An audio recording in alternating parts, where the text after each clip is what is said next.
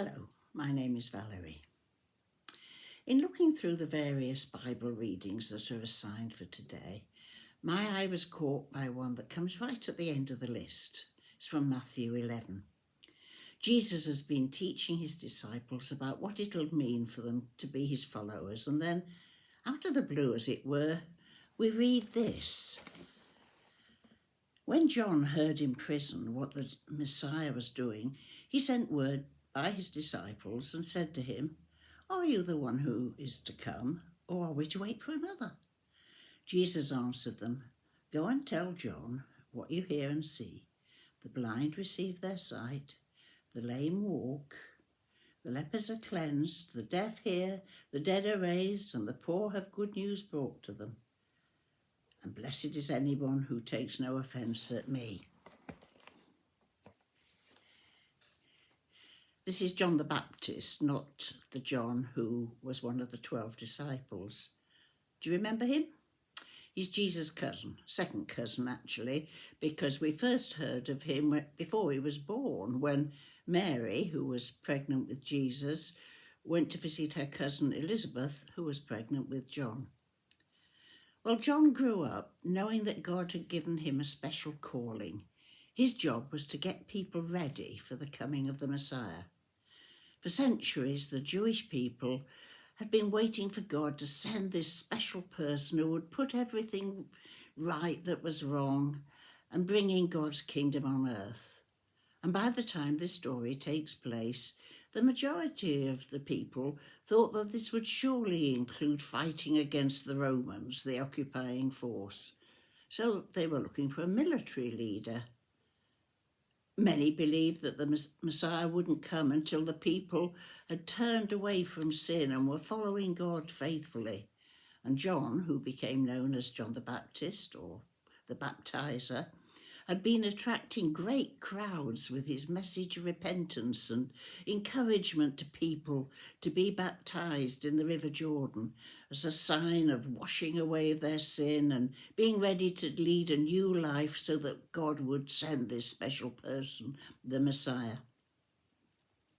But John didn't hold back in his preaching, and when he denounced Herod the king for immorality, the inevitable happened. He found himself in prison. Well, I suppose that gave him a lot of thinking time. When he'd baptized Jesus, when he came to him at the river, he was quite sure that Jesus was the Messiah, God's chosen one. So now he was expecting Jesus to be getting an army together, preparing for war. But that wasn't what was happening. The messages reaching him in prison spoke of Jesus having gathered an unlikely group of 12 men around him, not military types at all. And he was wandering around the villages just teaching and healing the villagers.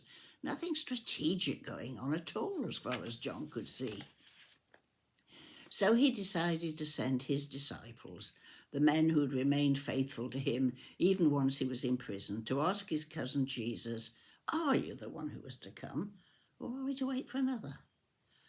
Well, Jesus' answer is very interesting. He could, of course, have given John a very short, clear answer, "Yes, I am."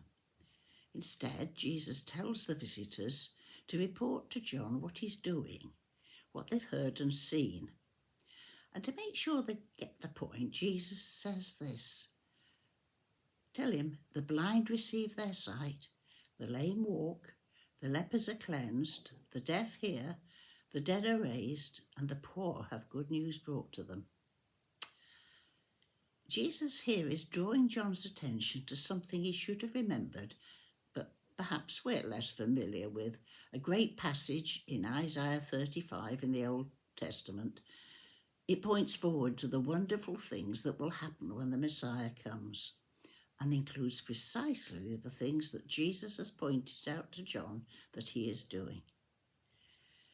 Well, Jesus doesn't tell his cousin off for questioning him. What I think he's saying here in his message to John is, well, look at what I'm doing. The more you think more deeply about what you've read in the scriptures and then make your mind up about me. Jesus wanted John to be prepared to have his thinking challenged, to look more deeply into what the scriptures said, and to realise that some of his previous ideas about the Messiah were actually quite wrong. Well, what about us today? Well, it's not wrong to ask questions or to have doubts. There are indeed some very big questions we should be asking when we commit our lives to something that is as countercultural as Christianity. Have you thought of it like that? Well, just think of the Sermon on the Mount for a start and some of Jesus' teaching there. It's the meek who will inherit the earth, the merciful who will receive mercy. Love your enemies, do good to those who hate you. Just a few of the commands Jesus gives his followers. And just those are enough to give us serious thought about what following Jesus means in the world we're living in today. Now, many of us will have first learnt about Jesus, about Christianity, when we were children, and we may have had a very real faith in Jesus then. That's great. But the understanding we had as young children, or even as teenagers, isn't going to be enough to see us through adult life with all its challenges and questions. So what are we going to do about our questions and our doubts? We aren't meant to guiltily push them down and pretend they aren't there.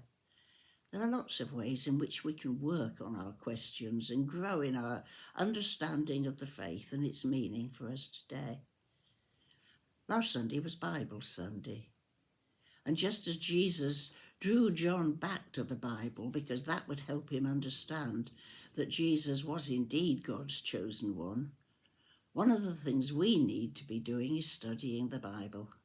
We need to keep going back to see how Jesus lived, what he did, what he taught, what people came to understand about him as the years passed, how he fits into the whole pattern of God's plan for the world. And as we ask our questions and together work on what being a Christian means, the more we get stuck into following Jesus, even when the going's tough, the more we'll get to know him and find him trustworthy. And a last thought. Today, November the 2nd, is observed as All Souls' Day. It's a time to think of all those who've gone before, including those we love. It's actually a time of encouragement and hope. Jesus said, I go to prepare a place for you. And the more we know of him and know him, the more we'll have the confidence that he has our loved ones safe in his keeping, and he has a place ready for us when our time comes, when all questioning ceases as we see him face to face. We thank him for those encouraging and supporting words that we can read in our Bibles.